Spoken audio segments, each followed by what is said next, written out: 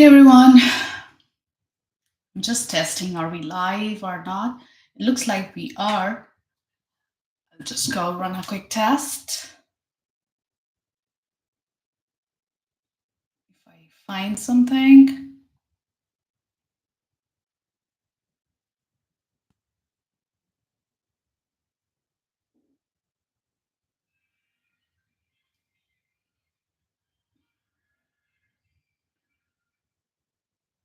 Yes,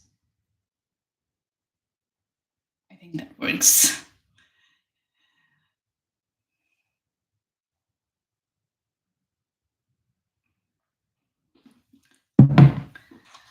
All right, very good morning to all of you. It's been a long time. I have not posted anything on YouTube. I've been really busy in dealing with many other projects at work and creating more better content.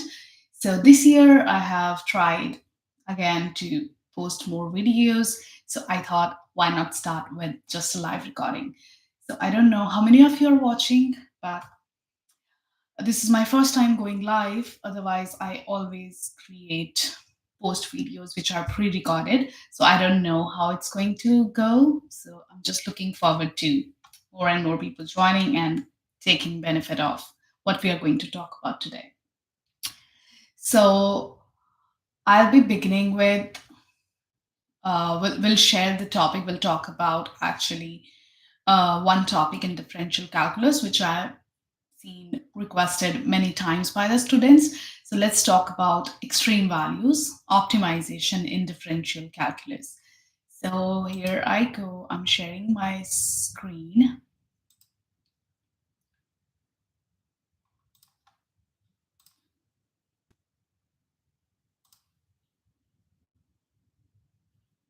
So let me just see whether it's happening or not. I'm again testing it, whether the screen is shared.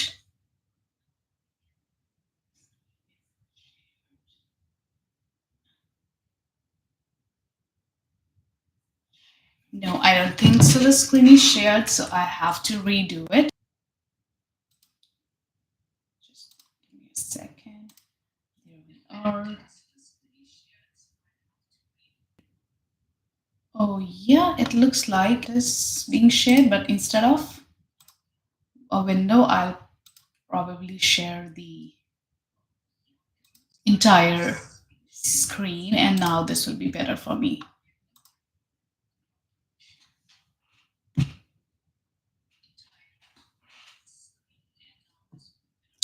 So again, it's just a test. I think yes, we are able to see that.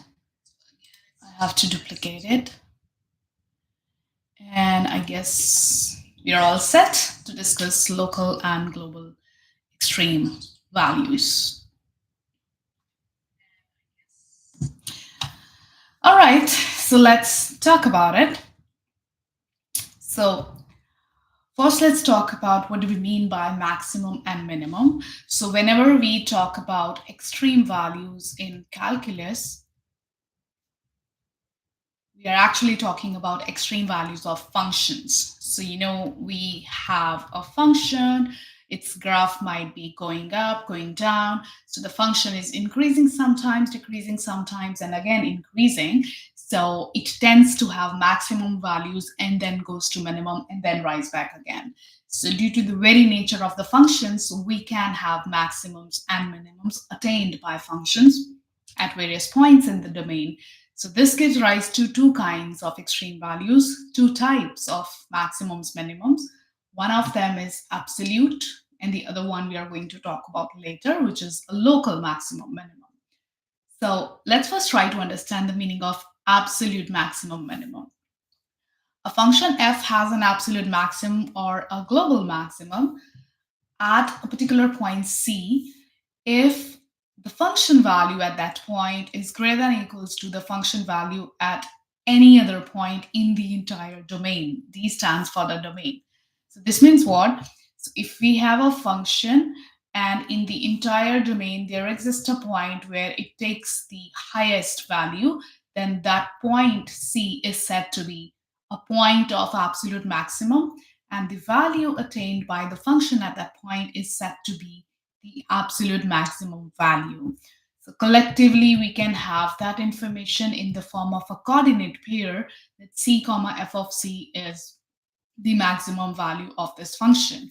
It's also known as global maximum. That's another term for absolute maximum. And on the similar lines, we do understand minima. So if we have a function which attains the smallest value in the entire domain at a certain point C, then that point is set to be absolute minimum, and the corresponding function value is obviously set to be the minimum value taken by the function. But remember, this has to be in the entire domain. That value has to be smallest in the entire domain. And similarly, the value has to be largest here in the entire domain. So that means when your interval of observation is the entire domain, the maximum and minimum are known as absolute maximum and minimum. So let's have a look at a few examples to understand it better. So I have taken graphical examples because once you understand it graphically, it will be much easier for you to understand it algebraically. So let's talk about this first graph here. So you can see now we are not here given the entire domain of the function, and we do not know what's happening like outside this interval or outside the given portion of the graph. So we are only it's only possible for us to provide an answer only for this part of the function. So you can clearly scan the graph vertically. You scan it up and down and look for the highest point and then look for the lowest point. So the highest point obviously corresponds to the global maximum, and the lowest point corresponds to the global minimum. So the value there at that point is known as the minimum value, and the value at this point, d, is known as the maximum value. So that's what is the conclusion. Minimum value is f of a, maximum value is f of d. And if you look at this function, standard function, parabola, vertically upwards parabola, we know the graph of parabola looks like this. So it only has a minimum at its vertex, wherever the vertex of parabola is. In this case, since this is the standard vertically upwards parabola y equals to x squared, we know the vertex is at 0, 0. So that point happens to be the absolute minima for this function. However, you can see, since we know the nature of this function, that it keeps on increasing from both sides, so it never takes a turn after that. So that means there's never going to be a maximum value attained, so no maximum. So that's an example of a function where we have minimum but no maximum. And here we have another example of one of these standard functions, y equals to x cubed. If you look at the graph, so it keeps rising on the right and it keeps going down on the left. That means when x is becoming larger and larger, y keeps going to infinity, y becoming larger and larger as well. And similarly, if x goes to negative infinity, y also goes to negative infinity. Talking in these terms means we are talking about the end behavior of the function, a term which you might have seen in pre-calculus while understanding or analyzing the graphs or the behavior of the function at ends of the domains. Ends of the domains means for the functions whose domain is like the whole real line, the ends of the domain means infinity and negative infinity. So because of this very behavior, you can see there's a no minimum, no maximum, because it keeps going down, it keeps going up from both sides. So that's an example where we do not have absolute maximum as well as absolute minimum. So what we are trying to conclude from these examples is that we can have any type of function. Like this was a function where we had both absolute maximum and minimum. This was a type of function where we had just one of it. And this was a type of function where we had none of it. So anything is possible depending on how the function is defined and on what domain we are trying to answer about maximum and the minimum. So I hope this is clear. So now let's talk about the other type of extreme value, which is local maximum minimum. So this has pretty much the same definition as the absolute maximum minimum, The only difference is here our interval of observing the function is not the entire domain, but only a small interval around the point where we are interested to identify whether there's a maximum or a minimum.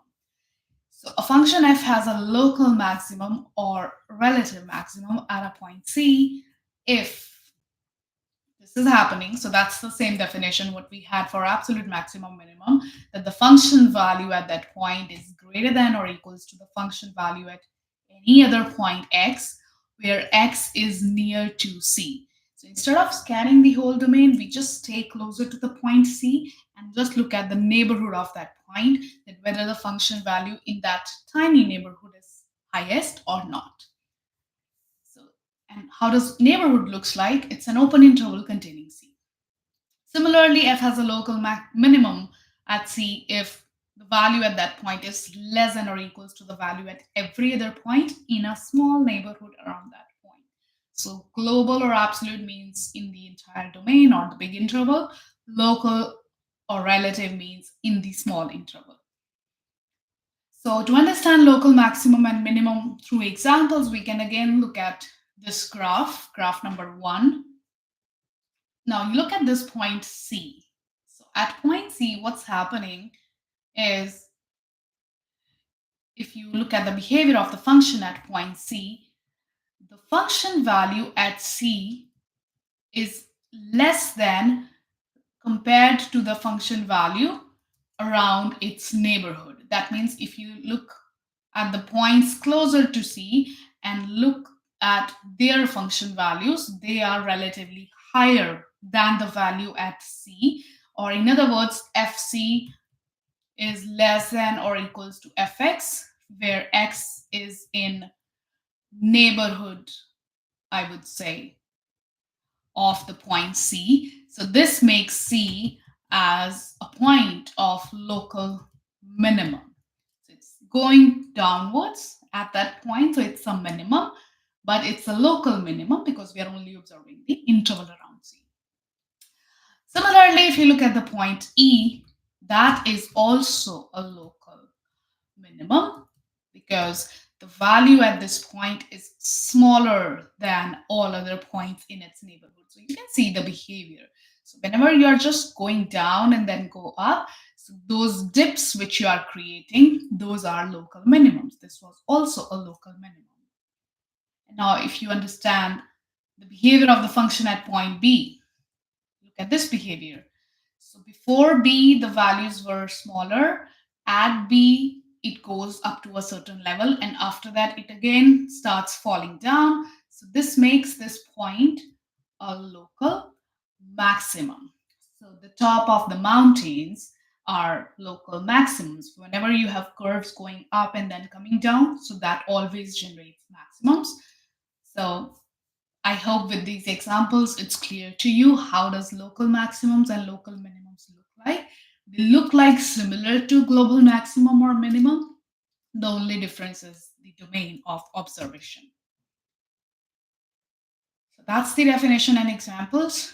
And here we have another example where we are trying to find or identify local maximums and minimums. So this is a graph already drawn for you. So I always emphasize that first we should be capable of doing the things graphically, and then if you're 100% clear with visually what's happening with it, then you will be able to do it algebraically in a much better way. So let's scan this graph and let's try to identify local maximum and minimum. So clearly you can look at this point. So that's going to be a local minimum because the function value at that point is smaller than the function value in its neighborhood. So that creates like a dip of the valleys. So that's a minimum. Similarly, this point is also a local minimum, while this point 1 comma 5 is a local maximum. We do not include boundary points to be considered as local maximum and minimum. That has a mathematical reason because later on we will connect local maximum minimum with the derivative. So derivatives are not I would say, defined at the endpoints, because at endpoints we can only talk about one-sided derivatives. So there's no connection. We are not including them in local maximums and minimums. Now, in the same graph, if you have to point out absolute maximums and minimums, then I'll just scan the graph vertically and look for the topmost point. So this one goes for absolute maximum, and this one goes for absolute minimum. And this also tells you that every absolute extreme value is a local extreme value by default. So absolute is local, while local is not absolute always. Just give me a quick sec. I'm just confirming, is everything going fine? Yeah. Yeah, I was just testing it.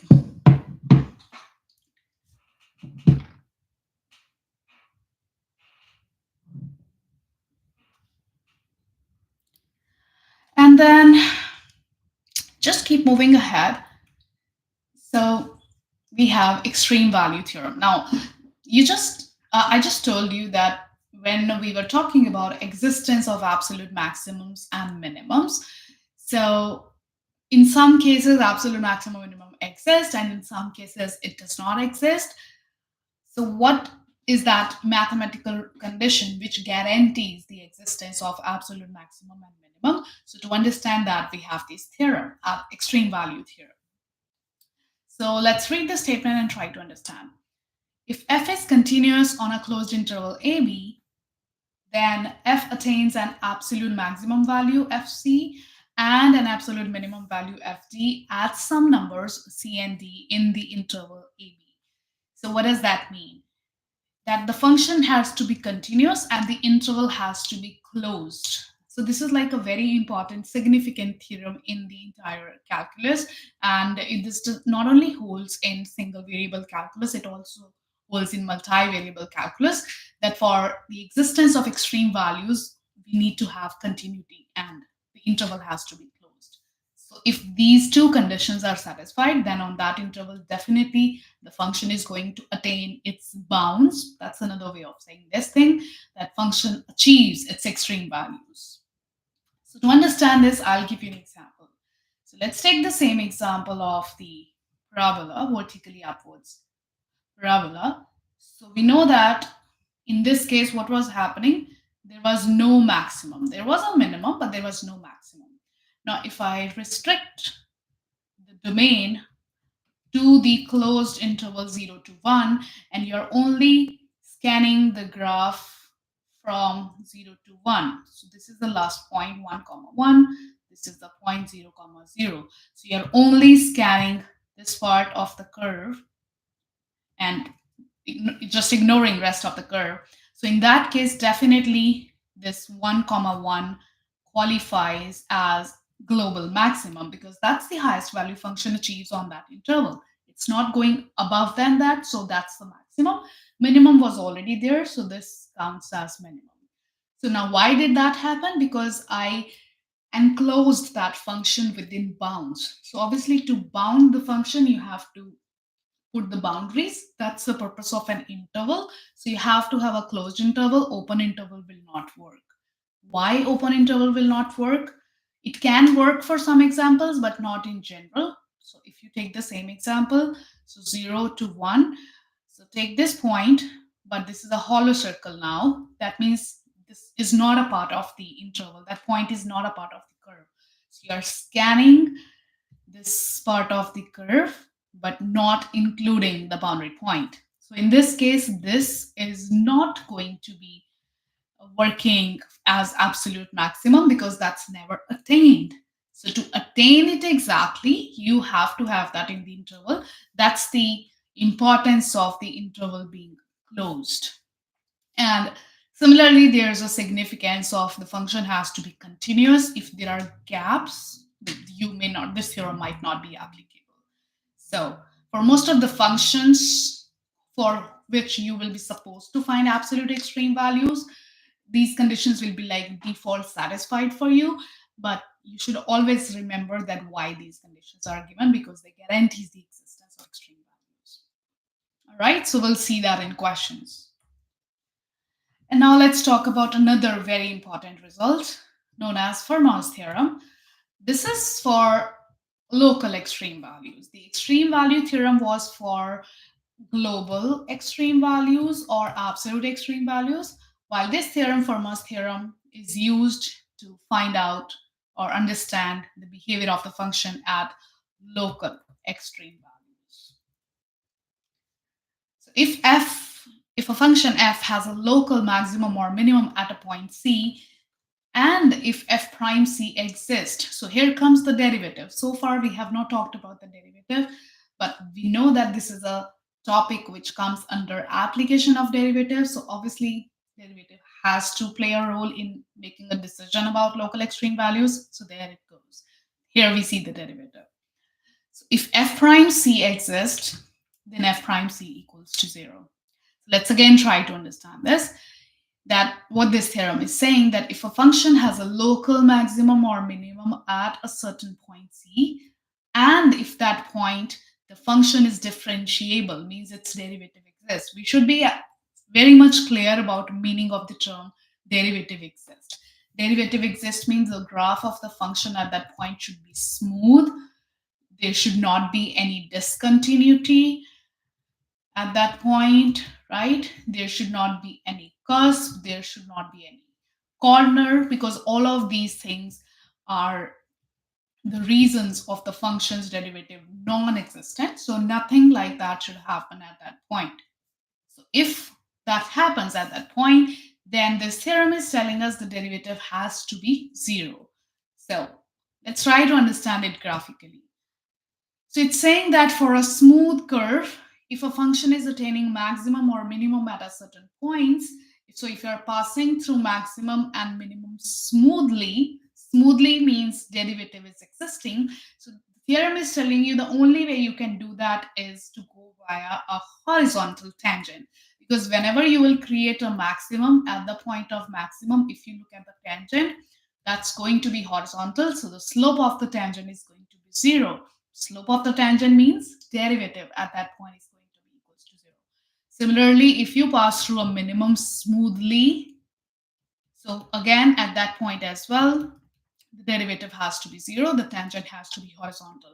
There is no other slope which is possible for the function at that point if there is a maximum and a minimum. You can test it on thousands of examples. You keep drawing graphs of random functions and try creating maximums and minimums. So whenever you will be creating maximums and minimums, the only possible situation is function derivative will be 0 at that point. So that's the strength of this theorem. We are validating this. We're trying to understand this two examples, because we are not doing proof of this theorem. So just convince yourself through examples. So this theorem is going to help us in finding local maximums and minimums, because now it has given us a connection with the derivative. So we'll see how to use it in questions. And one more thing, if you observe here from Fermat's theorem, that Fermat's theorem only covers the points where the derivative exists. But think about this. Could there be maximums and minimums at points where derivative does not exist? Could there be those points, maximums and minimums, where the function is passing through them, creating a maximum and minimum, but not going through them smoothly, right? Like this point, see, this is also a maximum. Just you're going down after that point by creating a sharp corner, but it still qualifies for being a maximum. Similarly, it could be like this.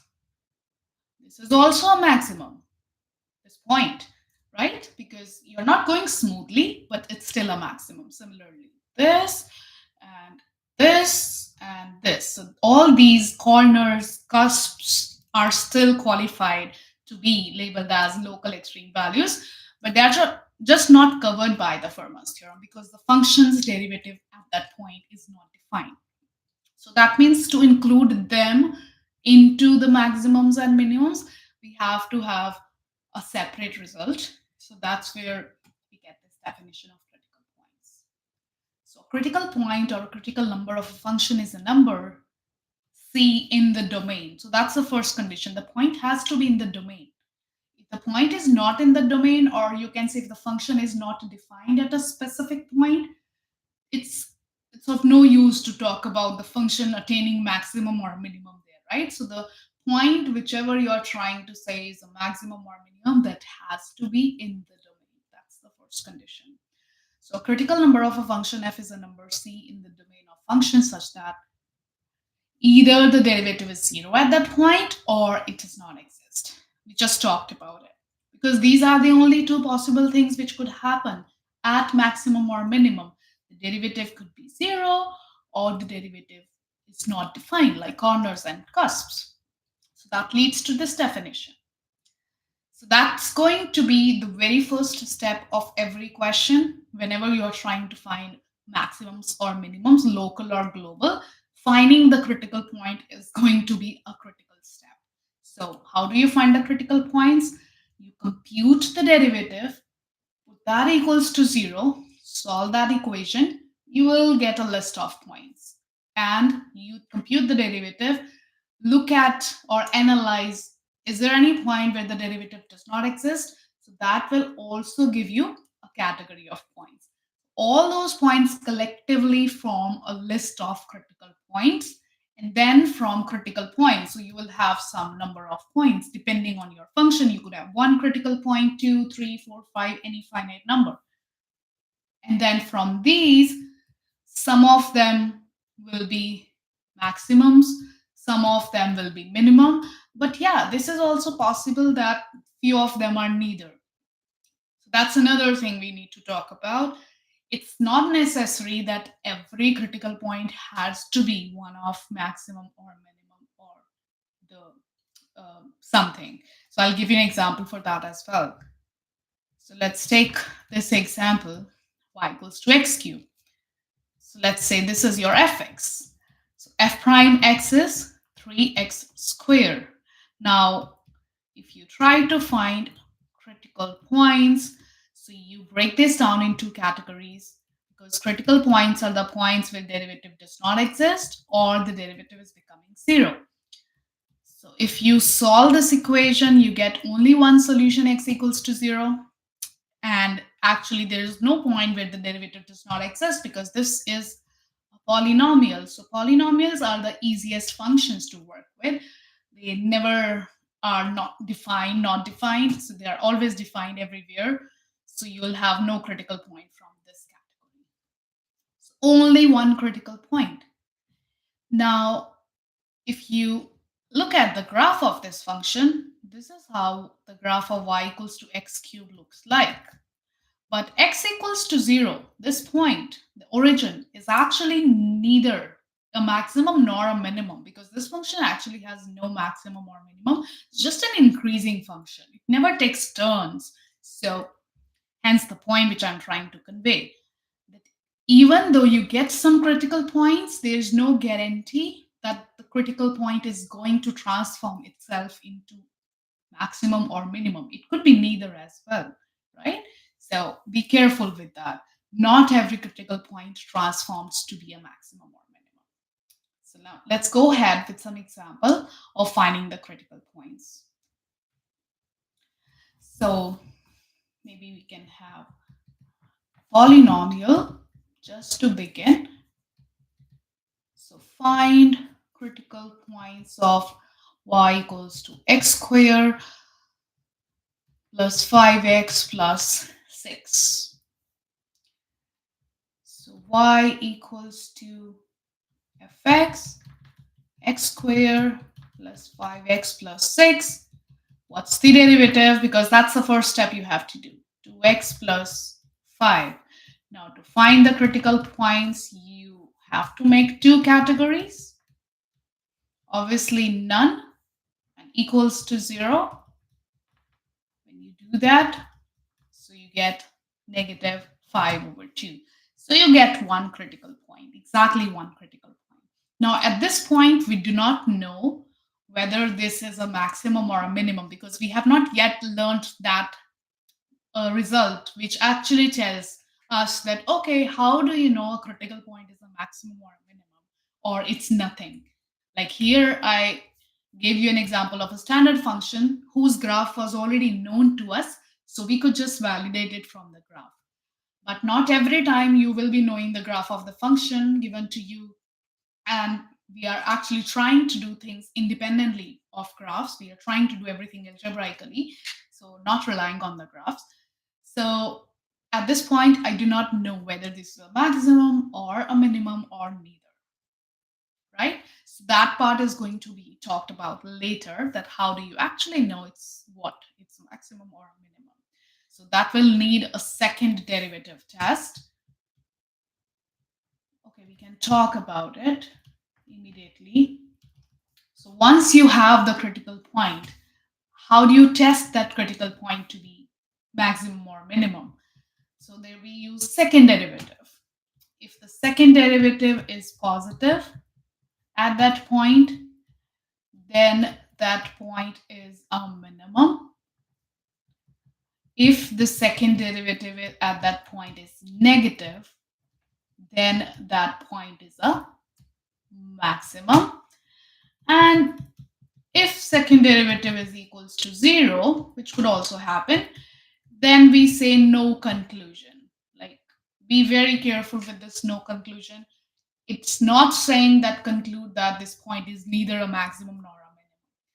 This thing is only telling you that we are not able to conclude with this information. We need to analyze something else in order to conclude whether that point is a maximum or a minimum. Or you can say the second derivative test is inconclusive. But that's going to happen in like very rare of the examples. Most of the examples fall into one category. So let's apply that here. So this is your critical point. You can call it denoted with X or C, doesn't matter. But to apply the second order derivative test, I need to find f double prime x. So you differentiate this one more time, you get 2, which is nothing but a constant, so which is positive. So positive means the point is a minimum. So this actually is a minimum of the function. So that's the entire process of finding local maximums and minimums. There was one critical point, and with the second derivative test, you confirmed it's a local minimum. Now, if you want to validate it, you can validate it graphically. You can go to Desmos, draw the graph of this function, and then see for yourself this point is going to be a minimum. Actually, because this is a quadratic function, so we know every quadratic function's graph is a parabola. And the coefficient being positive, the leading coefficient being positive, it's a vertically upwards parabola. So we know it always looks like this. You don't need to draw the exact graph, but you just know the shape of vertically upwards parabola. And so obviously, if there's going to be a critical point, that's going to be a minimum because there's no maximum of this function. So everything gets connected graphically, algebraically through the derivatives as well. That's one example. And now we have another example of finding the critical points. This is nothing. So same steps, find the derivatives first. Now you could first simplify the function, because 3 over 5 plus 1, you will get 8 over 5, and f prime x is 12 over 5 x raised to power negative 2 over 5 minus 8 over 5 x raised to the power 3 over 5. So that's f prime x. So we need to simplify it first before analyzing it further. So you can factor out 4 over 5, and you can factor out the smaller power, which is minus 2 over 5, and you have 3 here, and then minus 2, and then the resultant power of x would be this 3 over 5 plus 2 over 5, because you took away negative 2 over 5. So 4 over 5, this goes to the denominator, 3 minus 2x, because this leads to 1. 3 over 5 plus 2 over 5 becomes 1. So that's simplified f prime. Now to find the critical points, you find zeros, you find where the derivative is just not existing. So it's becoming 0 wherever the numerator becomes 0. So that gives you 3 over 2.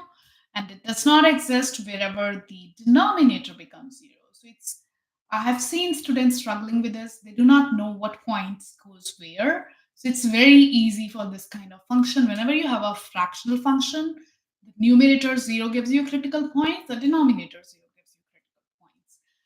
So this would give you this because the denominator contains this, and hence we have two critical points.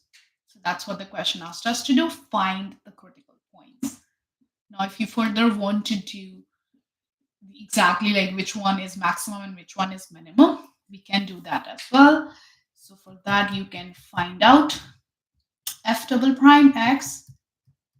So we can use quotient rule here, or if you don't want to use the quotient rule, you can further first simplify and write it like this. 1 minus 2 over 5, that would be this. It's easy to differentiate it this way. So 3 negative 2 over 5, x would be negative 7 over 5, and minus 2 times 3 over 5 is 6 over 5, x to the power negative 2 over 5. Now you just plug in the values here. So what's f double prime 0? F double prime 0 actually does not exist because when you plug in 0, because of the negative powers, it's not going to exist. And at 3 over 2, it's going to be, now you have to simplify this. You can use a calculator, however it works for you. So then you will be able to see what's exactly it is, a maximum or a minimum. But this point is something we cannot conclude about using this. So sometimes second derivative test fails. What to do in those cases? So that's also something you will learn later, that when we go to the curve sketching part, there we do something to understand whether the function is increasing and decreasing. So you have to have some more details calculation to understand whether the function is increasing before that point or decreasing before that point, and based on that you decide whether that point is a maximum or a minimum. So there are more ways other than using second order derivative test to figure out about the nature of the points. That's something you see later. So that's how you find the critical points. And now we have to do we have to learn the process of finding absolute maximums and minimums. Now, for local maximum and minimum, I told you we are not concerned about the boundary points of the domain because we are talking about the critical points could be anywhere in the domain. But the extreme value theorem, if I show you this one, the one which was for global extreme values, this is applicable to closed intervals. Like if you are given a function which is continuous and a closed interval is given, then that means you can find the global extreme values. So that is the reason for finding global extreme values. You will be given the function and the intervals. So if you write that in the form of an interval, that's what is given to you. So here we have a question where we are learning algebraically to find global extreme values. We have not yet learned how to find local extreme values. That's a later part, but we are learning to find global extreme values. So what are the steps? Step number 1 is find the derivative. 3x squared minus 6x. Step number 2, find the critical points. And how do we find the critical points? Putting it equals to 0 or does not exist. Since it's a polynomial, so you won't get any point from the other category, does not exist. But by putting it equals to 0, you can solve this equation and see what you get. So I get 2 points, x equals to 0 and x equals to 2. Now, the absolute maximum minimum is decided based on the function value. If you remember the definition of absolute maximum value, we are scanning the graph vertically. We are just only looking for the topmost value and the bottommost value. That's purely decided by the y value taken by the function at the point.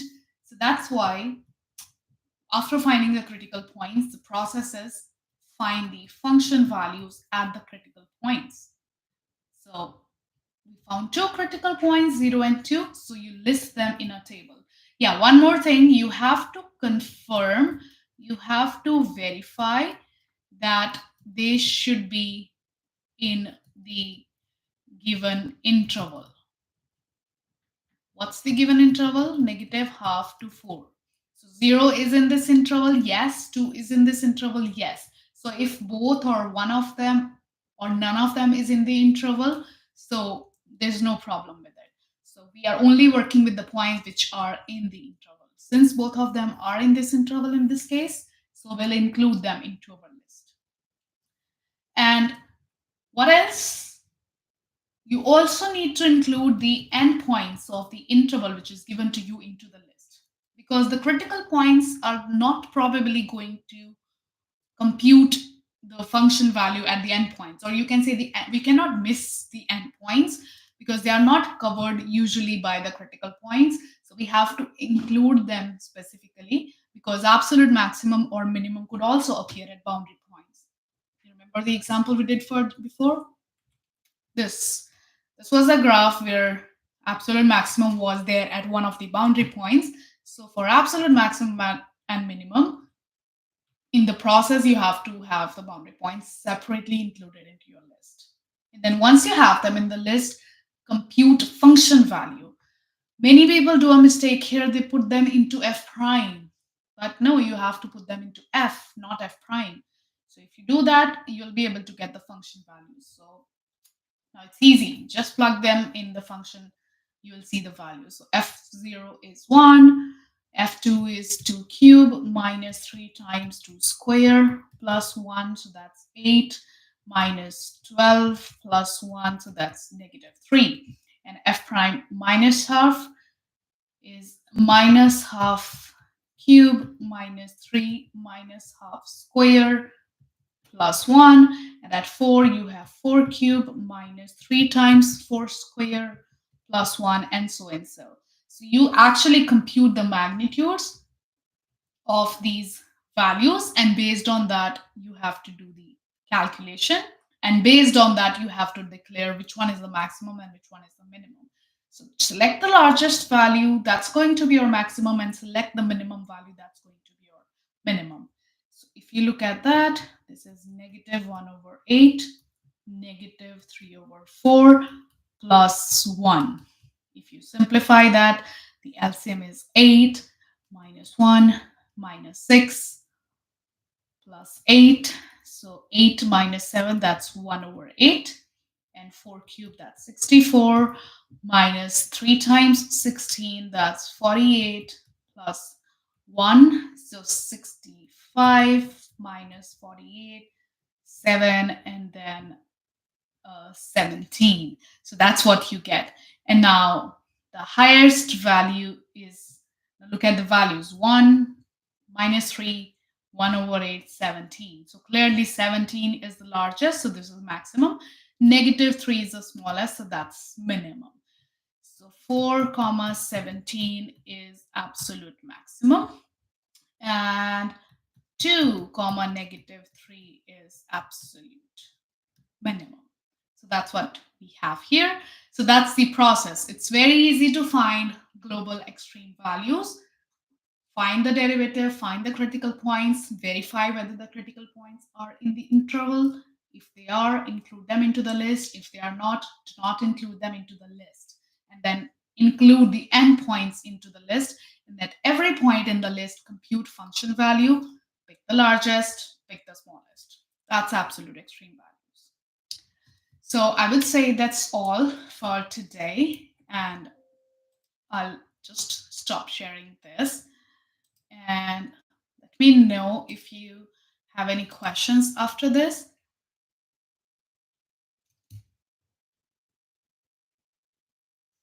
Yeah, that was all for today. I just selected a small topic for today's live, but in case you want me to do more such videos in future, so you can just send your comments or messages to me through my email or talking to me on YouTube, I'll be happy to make more of those kind of videos.